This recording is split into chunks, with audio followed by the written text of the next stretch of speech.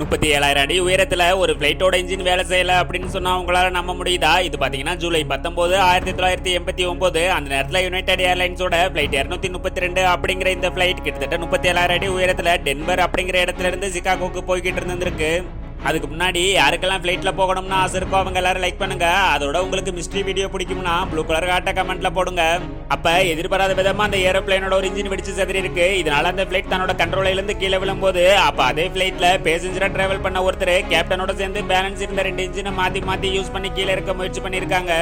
இதெல்லாம் இருக்க அது அவங்க என்னதான் கீழே இறக்க முயற்சி பண்ணாலும் பிளைட் வழக்கமான வேகத்தை விட கிட்டத்தட்ட மணிக்கு 400 கிலோமீட்டர் வேகத்துல தரையில வந்து இறங்கும் போது அந்த பிளைட்டோட ரைட் சைடு ரெக்க தரையில பட்டு பயங்கர தீவெடிப்போட பக்கத்துல இருந்த ஒரு காட்டுக்குள்ள உருண்டு போயிருக்கு.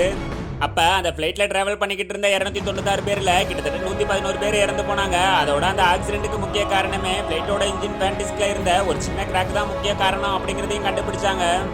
இப்படிப்பட்ட ஒன்றை பத்தி பல பேர் இதை ஃபிக்ஷனல் ஸ்டோரி அப்படின்னு தான் நினைச்சுக்கிட்டு இருப்பாங்க. ஆனா இது நம்ம வரலாற்றில் நடந்த ஒரு உண்மை சம்பவம்.